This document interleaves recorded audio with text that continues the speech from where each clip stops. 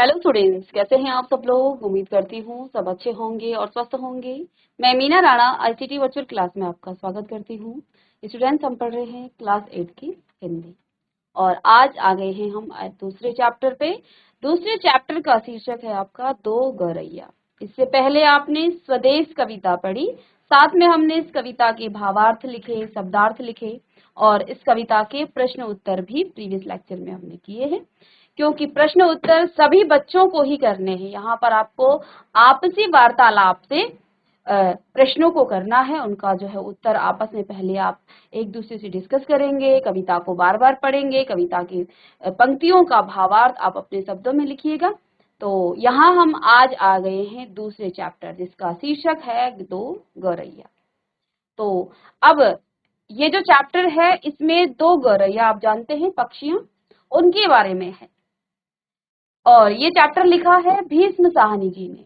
इसमें दो गौरैया जो कि भीष्म साहनी जी के घर में घोंसला अपना बना देते हैं और उनके पिता उस घोंसले और उन गौरैयों से बहुत चिढ़ते हैं कि वो जो है घर मेरा है, ये क्यों यहाँ पर अपना घोंसला बनाकर रहते हैं और वो उन्हें बहुत कोशिश करते हैं और अंत में वो हार जाते हैं।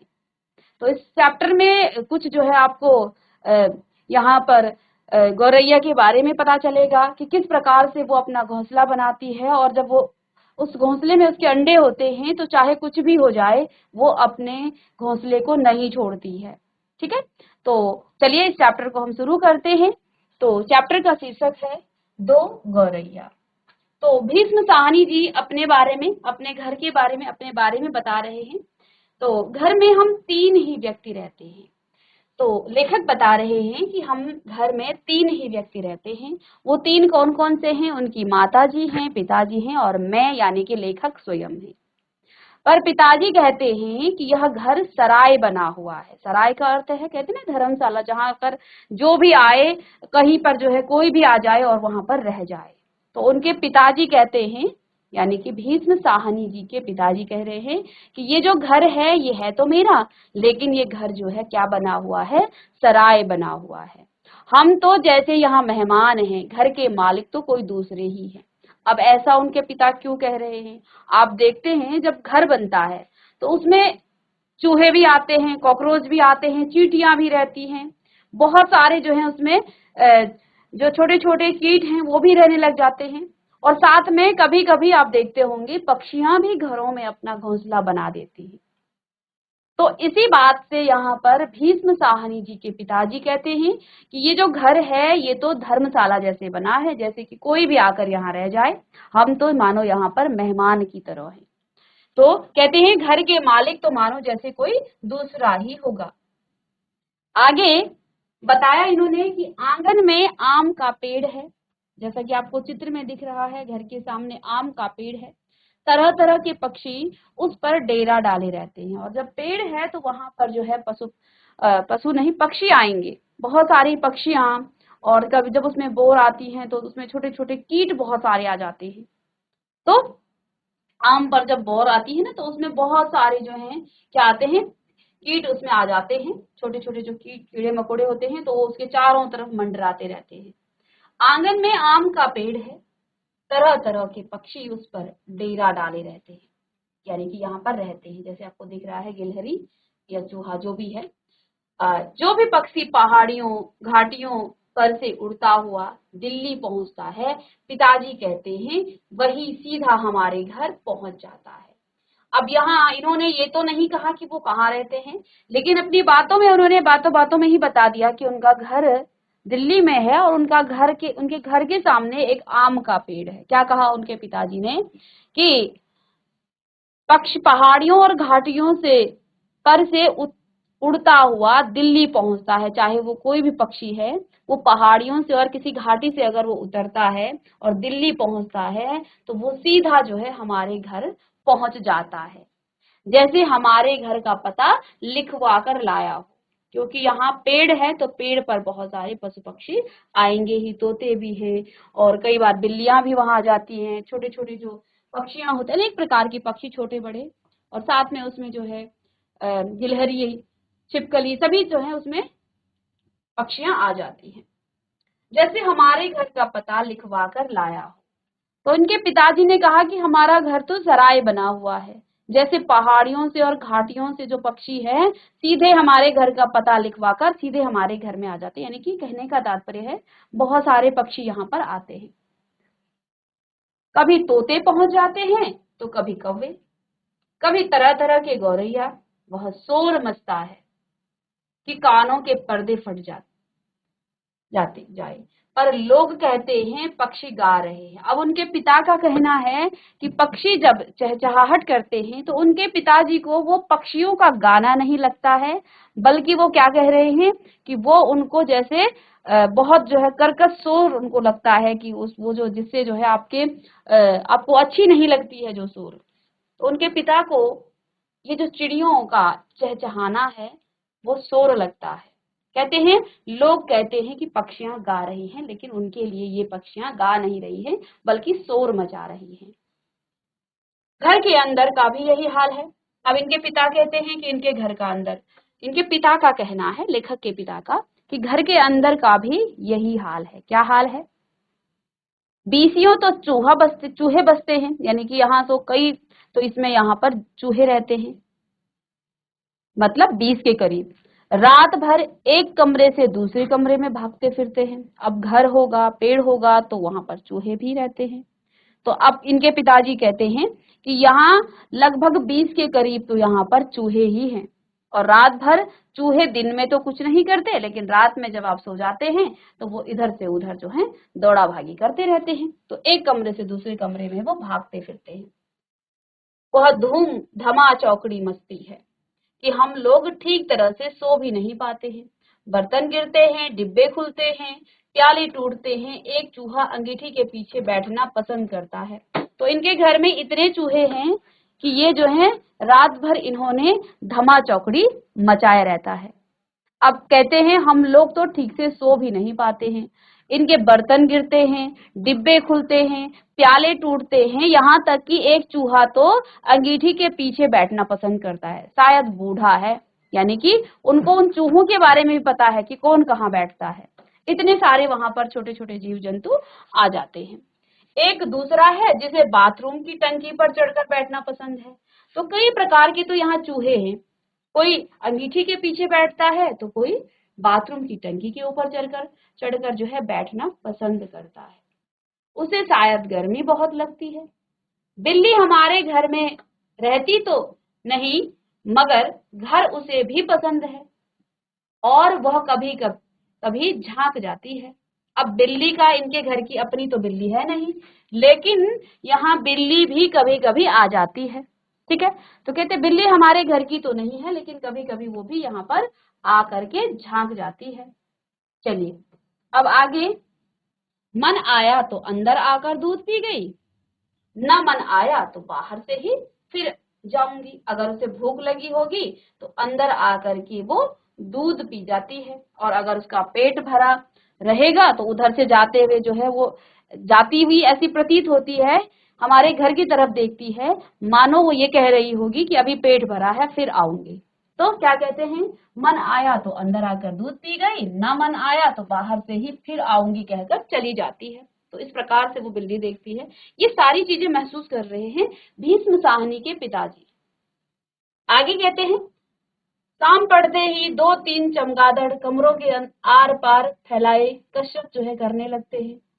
घर में कबूतर भी हैं, दिन भर गुटरगू का संगीत सुनाई देता रहता है। अब इनके घर में कबूतर भी हैं, तो वो भी जो है दिन भर गुटरगू करते रहते हैं।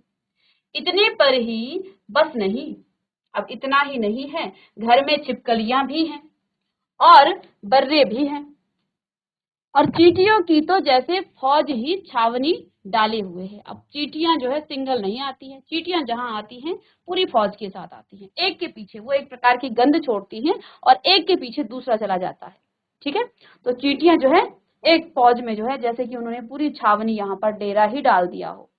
तो इतने सारे जो है यहाँ पर कबूतर, गौरैया, छिपकलियां, चमगादड़, कई प्रकार के यहाँ पर। तो भीष्म साहनी के पिताजी इस बात को महसूस कर रहे हैं कि घर तो हमारा है, लेकिन हम इस घर में मेहमान जैसे हैं। कोई भी यहाँ आकर के रह जाता है। कोई का अर्थ यहाँ पर पक्षियों से है, छोटे छोटे जो कीट हैं, चूहों से, कबूतरों से, चमगादड़ से, जो भी यहाँ पर आ रहा है उन सब के लिए कह रहे हैं। अब चींटियां तो जैसे यहाँ फौज की फौज जो है छावनी डाले हुए हैं। आगे इन्होंने बताया अब एक दिन दो गौरैया, एक दिन क्या हुआ, दो जो गौरैया है वो सीधे अंदर घुस आई और बिना पूछे उड़ उड़कर मकान देखने लगी। पिताजी कहने लगे कि मकान का निरीक्षण कर रही है। तो एक दिन हुआ क्या, दो गौरैया सीधे इनके घर के अंदर पर घुस गई और उड़ उड़कर पूरे मकान को देखने लगी। पिताजी क्या कहने लगे उनके कि जैसे मकान का ये निरीक्षण कर रही है कि उनके रहने योग्य है या नहीं है। तो जब गौरैया अंदर आई तो चारों तरफ घर के हर कमरे में वो जाती हैं, उड़ती हैं। तब पिताजी ने क्या कहा कि ये मानो घर का निरीक्षण कर रही है कि उनके रहने योग्य है या नहीं। कभी वे किसी रोशनदान पर जाकर बैठती तो कभी खिड़की पर। अब ये गौरैया दोनों ही कभी किसी रोशनदान में जाकर बैठती, फिर जो है किसी खिड़की पर, फिर जैसे आई थी वैसे ही उड़ भी गई। और जिस तरह से वो सीधे घर के अंदर आई थी और पूरा निरीक्षण करके देख दाख करके फिर वैसे ही चली भी गई। पर 2 दिन बाद हमने क्या देखा कि बैठक की जो छत है उसमें लगे पंखे के गोले में उन्होंने अपना जो है बिछावन बिछा दिया है। अब 2 दिन बाद वो क्या देखते हैं, उस दिन तो वो देख के गई थी, लेकिन 2 दिन बाद क्या देखते हैं कि जहां उनका बैठक है, जहां पर जो है ड्राइंग रूम जो होता है, तो बैठक की छत में लगे जो पंखे है उसके गोले में उन्होंने अपना जो है बिछावन बिछा दिया, यानी कि अब वो जो है घोंसला बनाने की तैयारी में है। और सामान भी ले आई और मजे से दोनों बैठी जो है गा रही हैं। जाहिर है उन्हें घर पसंद आ गया है। अब जो है यहाँ लेखक ने बताया है कि पहले तो वो देखने आई थी, उड़ उड़कर घर के हर कोने को देख कर गई, और इधर अब जो है वो अपना पूरा जो घोंसले के लिए सामान होता है, घास फूस जो छोटे छोटे तिनके वो लेकर आती हैं, वो सब लेकर वो आ गई और बैठ कर मानो गाना गा रही हो। अब इससे तो ये तो पता चल जाता है कि घर उनको पसंद आ गया है। माँ और पिताजी दोनों सोफे पर बैठे उनकी ओर देखे जा रहे थे। थोड़ी देर बाद माँ सिर हिलाकर बोली, अब तो ये नहीं उड़ेंगी, पहले इन्हें उड़ा देते तो उड़ जाती। अब क्या हुआ, इनकी माताजी और पिताजी सोफे पर बैठी थी, जो बैठक होता है वहीं पर सोफे लगाए जाते हैं। तो उनकी माता ने क्या कहा कि अब तो ये उड़ने वाली नहीं है, पहले अगर उड़ा देते तो शायद ये चली भी जाती, अब तो ये नहीं उड़ेंगी, पहले इन्हें उड़ा देते तो उड़ जाती। अब इन्होंने यहाँ घोंसला बना लिया है। अब इनकी माता ने क्या कहा कि अब तो ये यहाँ से जाने वाले नहीं हैं, अब तो इन्होंने अपना घोंसला यहाँ बना दिया। इस पर पिताजी को गुस्सा आ गया। वह खड़े हुए और बोले, देखता हूं ये कैसे यहाँ रहती हैं अभी। तो अब इस पर इनके पिताजी को बड़ा गुस्सा आया कि देखता हूं ये कैसे यहाँ रहती हैं। गौरैया मेरे आगे क्या चीज है, मैं अभी निकाल बाहर करता हूँ। तो इनके पिताजी को बड़ा गुस्सा आया कि घर मेरा है, बिना पूछे ये अंदर आती हैं, सीधे अपना घोंसला बना देती हैं। इनके पिता को बड़ा गुस्सा आया। इन्होंने कहा कि देखता हूँ ये कैसे यहाँ रहती हैं, गौरैया मेरे आगे क्या चीज है, मैं अभी निकाल बाहर करता हूँ। छोड़ो जी, चूहों को तो निकाल नहीं पाए, अब इन चिड़ियों को निकालोगे। माँ ने व्यंग से कहा, व्यंग का अर्थ है कि आपके बस की नहीं है। तो इनकी माता जी ने कहा कि चूहों को तो आप निकाल नहीं पाए, अब क्या इन चिड़ियाओं को निकालोगे। इनकी माता ने व्यंग से कहा। माँ कोई बात व्यंग से कहे तो पिताजी जो है उबल पड़ते थे, यानी गुस्से से उनको जो है बहुत गुस्सा आता था। वह समझते हैं कि माँ उनका मजाक उड़ा रही है। वह फौरन उठ खड़े हुए और पंखे के नीचे जाकर जोर से ताली बजाई और मुंह से सुसु ससु कहा। बाहें झुलाई, फिर खड़े खड़े कूदने लगे, कभी बाहें झुलाते कभी ससु करते। तो अब क्या हुआ, इनके पिताजी को उनकी माता की बात जो है बड़ी व्यंग भरी लगी। उनको लगा कि ये मेरा मजाक उड़ा रही है। तो वो तुरंत से खड़े हो गए सोफे से और पंखे के नीचे जो है ताली बजाने लग गए। वो उन चिड़ियाओं को, उन गौरैयों को भगाना चाहते थे, भगा रहे थे। तो उन्होंने क्या किया, सौ सौ किया या उनके सामने जो है वो ताली बजाई, उसके नीचे जो है वो खड़े खड़े कूदने लग गए, कूदने लग गए। क्योंकि देखिए जहां आप पक्षी आपको कहीं दिखेगी और जैसे ही आपकी आहट भी सुनेगी आपके पाँव की, तो वो तुरंत से उड़ जाती है। ठीक है, तो यहाँ भीष्म साहनी जी के पिताजी जो है उन पक्षियों को, उन गौरैयों को उड़ाने की कोशिश कर रहे हैं। तो उस पंखे के नीचे गए और ताली बजाई, मुंह से उन्होंने जो है सौसू भी कहा, बाहें भी झुलाई, खड़े खड़े वो कूदने भी लग गए। लेकिन गौरैयों ने घोंसले में से सिर निकालकर नीचे की ओर झांक कर देखा। अब जो गौरैये थे वो दोनों ही अपने घोंसले में थी, तो दोनों ने उस घोंसले से अपना सिर निकाला और नीचे की ओर झांक कर देखा, और दोनों एक साथ ची ची करने लगी और माँ जो है खिलखिलाकर हंसने लगी। जैसे ही उन दोनों गौरैयों ने अपने घोंसले से सिर बाहर निकाला और वो चींची करने लग गई, और इधर जो है भीष्म साहनी की माँ जो है खिलखिलाकर हंसने लगी। पिताजी को गुस्सा आ गया, उसमें हंसने की क्या बात है। तब इनके पिताजी ने कहा, फिर क्योंकि जो है वो व्यंग भरी बातें कर रही थी, क्या कहा, इसमें हंसने जैसी क्या बात है। माँ को ऐसे मौकों पर हमेशा मजाक सूझता था। अब इनकी माता जो है हमेशा ही इनके पिताजी से मजाक करती थी, लेकिन उनके पिताजी को इस बात पर बड़ा गुस्सा आता था। उनको लगता था कि वो जो है उनका मजाक उड़ा रही है। माँ को ऐसे मौकों पर हमेशा ही मजाक सूझता था। अब हंसकर क्या बोली, चिड़िया एक दूसरे से पूछ रही हैं कि यह आदमी कौन है और क्यों नाच रहा है। अब क्योंकि वो चिड़ियाओं को भगा रहे थे और नीचे जो है उछल कूद कर रहे थे, कभी ताली बजा रहे थे, कभी अपनी बाहें हिला रहे थे, तो मानो वो नाच रहे हों। चिड़ियों ने बाहर मुंह करके देखा, सिर करके देखा, तो चींची करने लग गई। अब इनकी माता ने क्या कहा कि ये चिड़िया एक दूसरे से बात कर रही हैं कि ये आदमी क्यों नाच रहा है। ठीक है, तो क्या कहा कि यह आदमी कौन है और नाच क्यों रहा है। तब पिताजी को और ज्यादा गुस्सा आ गया और वो पहले से भी ज्यादा ऊंचा जो है कूदने लगे। अब पिताजी को गुस्सा आ गया उन चिड़ियों से, इनकी वजह से मेरा जो है यहाँ मजाक बनाया जा रहा है घर में। तो अब वो और जोर से जो है उछल कूद करने लग गई। गौरैया घोंसले में से निकलकर दूसरे पंखे के डेन पर जाकर बैठी। अब वो गौरैया उस घोंसले में से तो निकल गई, डेन का अर्थ होता है जो पंखुड़ियां होती हैं, तो उन्होंने बीच में तो घोंसला बनाया हुआ था। अब उधर से घोंसले से निकल करके वो उस दूसरे पंखे के डेन पर जाकर बैठी। उन्हें पिताजी का नाचना जैसे बहुत पसंद आ रहा हो था। माँ फिर हंसने लगी, ये निकलेंगी नहीं जी, अब इन्होंने अंडे दे दिए होंगे। अब इधर जो है वो दोनों गौरैया उठी वहां से उस घोंसले से और दूसरे जो पंखा है उसके डेन में जाकर के वो बैठ गई और वो भीष्म साहनी के पिता को देखने लग गई, मानो उनको जो है वो उनका नाचना बड़ा पसंद आया हो। अब इनकी माता जी ने क्या कहा कि ये अब यहाँ से नहीं निकलेंगी, इन्होंने अंडे दे दिए होंगे। अब पिताजी कहते हैं, निकलेंगे कैसे नहीं। पिताजी बोले और बाहर से लाठी उठा लाए। तो पिताजी को और गुस्सा आया, उन्होंने जो है कहा कि क्यों नहीं निकलेंगे, डंडा लाए, बाहर से लाठी उठाकर लाए। इसी बीच गौरैया फिर घोंसले में जाकर बैठी थी। उन्होंने लाठी ऊंची उठाकर पंखे के गोले को ठकोरा।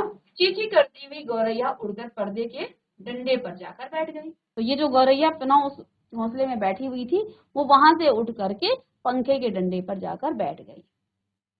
इतनी तकलीफ करने की क्या जरूरत थी, पंखा जला देते तो ये उड़ जाती। माँ ने हंसकर फिर कहा। अब इनकी माँ जो है लगातार मजाक कर रही है, व्यंग कस रही है, और पिताजी इधर आग बबूले हुए हैं। तो माँ ने फिर से क्या कहा कि इतनी मेहनत बाहर गए, वहां से डंडा लेकर आए और फिर उसे जो है इस तरह से ठकोर रहे हो, इससे बढ़िया एक स्विच ऑन करते, पंखा खोल देते, ये खुद ही चली जाती। तो अब फिर से हंसकर क्या कहा कि इतनी मेहनत तकलीफ करने की क्या जरूरत थी, पंखा चला देते तो ये उड़ जाती। माँ ने हंसकर कहा। पिताजी लाठी उठाए पर्दे के डंडे की ओर लपके। अब माता जी को जो है मजाक सूझ रहा है, पिताजी आग बबूले हैं। तो पिताजी ने उस गुस्से को अब पक्षियों की तरफ जो है डाला और वो जो है उस डंडे को लेकर उन गौरैयों के पीछे दौड़े। एक गौरैया उड़कर किचन के दरवाजे पर जा बैठी, दूसरी सीढ़ियों वाले दरवाजे पर। अब इधर जो है दोनों इधर उधर चले गए, एक किचन के दरवाजे के पास और दूसरी सीढ़ियों के पास चले गए। माँ फिर हंस दी, तुम तो बड़े समझदार हो जी, सभी दरवाजे खुले हैं और तुम गौरैयों को बाहर निकाल रहे हो। एक दरवाजा खुला छोड़ो, बाकी दरवाजे बंद कर दो, तभी ये निकलेंगी। अब इधर माता जी ने क्या कहा, हंसकर फिर से कहा, तुम तो बड़े समझदार हो, यानी कि अब फिर से व्यंग कर रही हैं, फिर से मजाक कर रही हैं। सभी दरवाजे खुले हुए हैं, तुम गौरैयों को बाहर निकाल रहे हो, एक दरवाजा खुला छोड़ो, बाकी सब दरवाजे बंद कर दो, तभी ये निकलेंगी। अब पिताजी ने मुझे झिड़क कर कहा, झिड़क कर यानी चिढ़कर क्या कहा, तू खड़ा क्या देख रहा है, जा दोनों दरवाजे बंद कर दे। अब लेखक से कहा उनके पिताजी ने कि तू यहाँ बैठा बैठा क्या कर रहा है, जाकर दोनों दरवाजे बंद कर दे। मैंने भाग कर दोनों दरवाजे बंद कर दिए, केवल किचन वाला दरवाजा खुला रहा। पिताजी ने फिर लाठी उठाई और गौरैयों पर हमला बोल दिया। अब पिताजी को मौका मिला तो दोनों गौरैयों पर हमला बोल दिया। एक बार तो झूलती लाठी माँ के सिर पर लगते लगते बची। चींची करती चिड़िया कभी एक जगह तो कभी दूसरी जगह जा बैठती। आखिर दोनों किचन की ओर जो है खुलने वाले दरवाजे में से बाहर निकल गए और जो है अंदर पिताजी और चिड़ियों के बीच जो है बड़ा संघर्ष चल रहा है। कभी इधर से उधर जो है चिड़िया भाग रही हैं और पिताजी उनको जो है डंडे से बाहर निकाल रहे हैं। तो कहते हैं एक बार तो माँ के सिर पर जो है लगते लगते बची। चिड़िया भी जो है एक जगह से दूसरी जगह ची ची करती हुई इधर से उधर जा रही है, ठीक है। और आखिरकार जो है अब इन चिड़ियों को जो है किचन के जो दरवाजा खुला था वहां से बाहर वो दोनों चली गई। अब माँ तालियां बजाने लगी, पिताजी ने लाठी दीवार के साथ टिका कर रख दी और छाती फैलाई कुर्सी पर आ बैठे। अब इधर पिताजी को लगा कि अब मैंने जो है अभी माताजी व्यंग कर रही थी कि ये अब नहीं जाएंगी, मैंने बाहर भगा दिया तो वो अपना छाती जो है अपना सीना चौड़ा करके फिर बैठे, जैसे ही उन्होंने डंडा जो है वहां दीवार के सहारे टिकाया था। आज दरवाजे बंद रखो, उन्होंने हुक्म दिया। एक दिन अंदर नहीं घुस पाएंगे तो घर छोड़ देंगी। अब पिताजी ने क्या कहा कि आज दरवाजे सारे बंद होंगे, अगर एक दिन ये चिड़ियाएं घर नहीं अंदर नहीं आएंगी तो कल से फिर वो नहीं आएंगी। इतने में क्या हुआ, तभी पंखे के ऊपर से चींची की आवाज सुनाई पड़ी। इतने में पिताजी बैठे ही थे, हुक्म दे ही रहे थे, इतने में चिड़िया फिर से अंदर आ गई। चींची की आवाज सुनाई पड़ी और माँ जो है खिलखिलाकर हंस दी। मैंने सिर उठाकर ऊपर की ओर देखा, दोनों गौरैया फिर से अपने घोंसले की मौजूद थी। अब इधर जो है सारे दरवाजे बंद थे, लेकिन दोनों चिड़िया फिर जो है अंदर थी और अपने घोंसले के ऊपर से थी।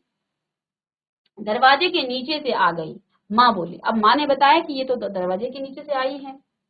मैंने दरवाजे के नीचे देखा, सचमुच दरवाजे के नीचे थोड़ी थोड़ी जगह खाली थी। पिताजी को फिर से गुस्सा आ गया। माँ मदद तो करती नहीं थी, बैठी हंसी जा रही थी। अब पिताजी जो है इधर आग बबूले हुए जा रहे हैं कि इनको बाहर भगाना है, इधर माँ जो है लगातार व्यंग कर रही है और ना तो मदद कर रही है। अब तो पिताजी गौरैयों पर पिल पड़े, उन्होंने दरवाजों के नीचे कपड़े ठूस दिए ताकि कहीं कोई छेद बचा नहीं रह जाए और फिर लाठी झुलाते हुए उन पर टूट पड़े। अब इधर जो है पिताजी को और गुस्सा आ गया, अब तो वो गौरैयों के पीछे ही पड़ गई। इधर जहां से वो अंदर आए थे वहां पर उन्होंने एक कपड़ा डाल दिया ताकि वहां छेद बंद हो जाए और अब वो जो है उनके पीछे पड़ गए और फिर लाठी झुलाते हुए उन पर टूट पड़े। चिड़िया चींची करती फिर बाहर निकल गई, पर थोड़ी देर बाद फिर वे कमरे में मौजूद थी। अब की बार वे रोशनदान में से आ गई थी जिसका एक शीशा टूटा हुआ था। अब क्या हुआ, चिड़िया उस समय तो लाठी की डर से बाहर निकल गई, लेकिन पुनः रोशनदान से वो चिड़िया अंदर आ गई जिसका एक शीशा टूटा हुआ। देखो जी, चिड़ियों को मत निकालो, माँ ने अब की बार गंभीरता से कहा। तो अब माँ जो है अभी तक तो मजाक कर रही थी, लेकिन अब इनकी माताजी गंभीर हो गई। उन्होंने क्या कहा, देखो जी चिड़ियों को मत निकालो, माँ ने अब की बार गंभीरता से कहा।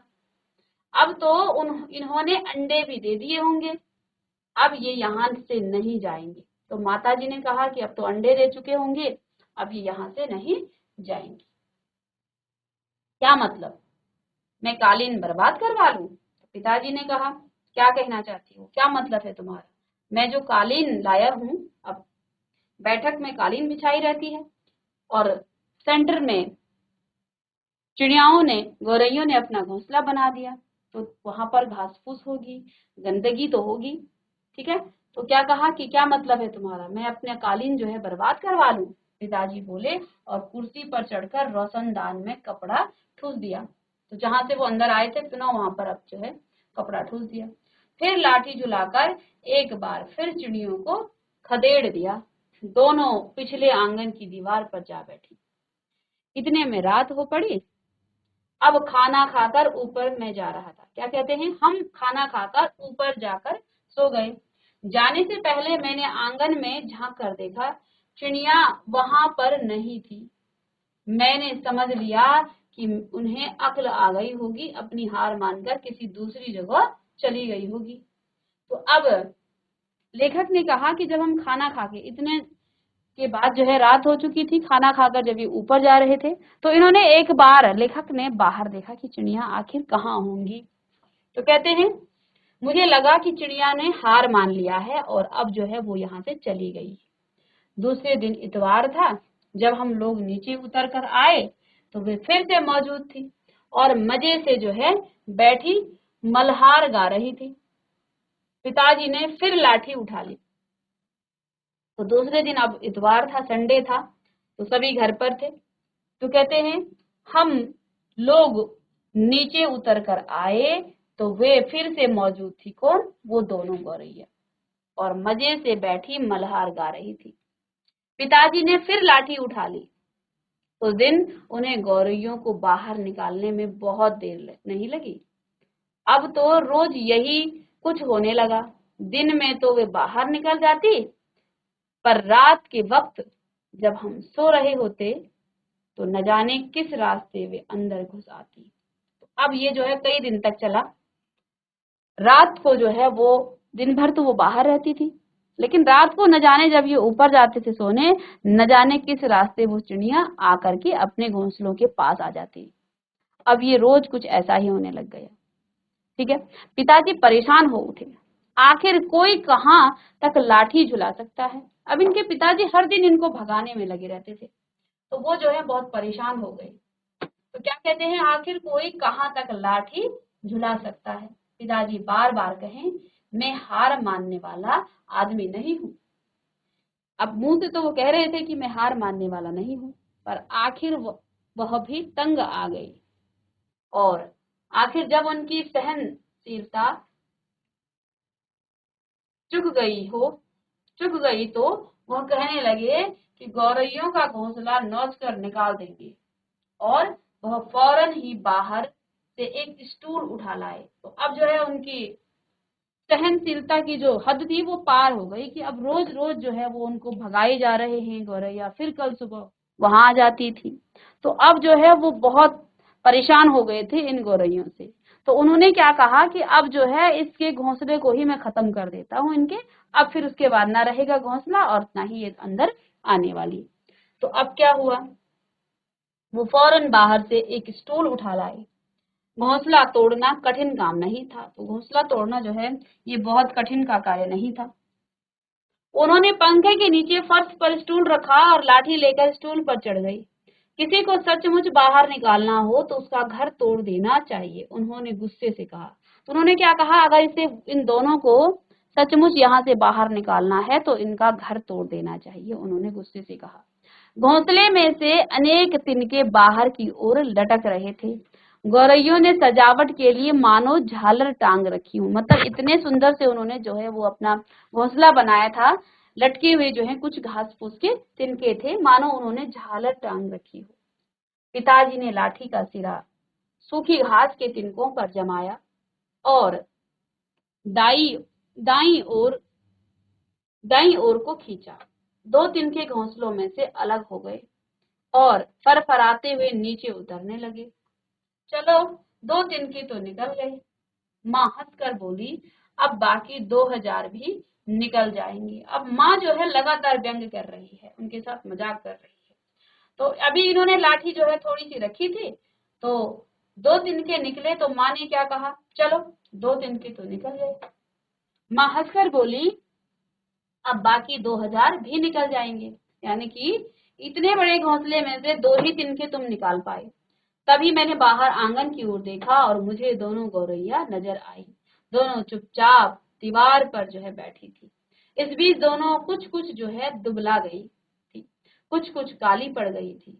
अब वे चहक भी नहीं रही थी, यानी कि वो समझ गई थी कि हमारा घोंसला तोड़ा जा रहा है। तो अब जो ये गौरैया, ना तो उन्होंने चहकी और ना ही जो है उनका जो रंग था वो काला पड़ गया था, यानी वो समझ गई थी कि हमारे अंडे अब टूटने वाले हैं। अब पिताजी लाठी का सिरा घास के तिनकों के ऊपर रखकर वहीं रखे रखे घुमाने लगे। इससे घोंसले के लंबे लंबे तिनके लाठी के सिरे के साथ जो है लपटने लगे। वे लपटते गए और घोंसला लाठी के इर्द गिर्द खींचता चला आने लगा। फिर वह खींच खींच कर लाठी के सिरे के इर्द गिर्द लपेटा जाने लगा। सूखी घास और रुई के थाहे और धागे और हिकलियां लाठी के सिरों पर लपटने लगी। तभी सहसा जोर से आवाज आई, चींची चींची। ठीक है, चलिए अब नेक्स्ट क्लास में हम आगे इसको पढ़ेंगे। चलिए, तो अब क्या हुआ, अब पिताजी ने धीरे धीरे जो है पूरा घोंसला अब उस लाठी के सहारे लपकने लग गया। लेकिन चिड़िया जो दोनों गौरैया बाहर थी, वहां से अब आवाज नहीं आती है, ऊपर से आवाज आती है ची ची ची ची की। ठीक है, अब आगे हम इस चैप्टर को नेक्स्ट क्लास में पढ़ेंगे, साथ में प्रश्न उत्तर भी करेंगे। तो मिलते हैं नेक्स्ट लेक्चर में, तब तक के लिए थैंक यू।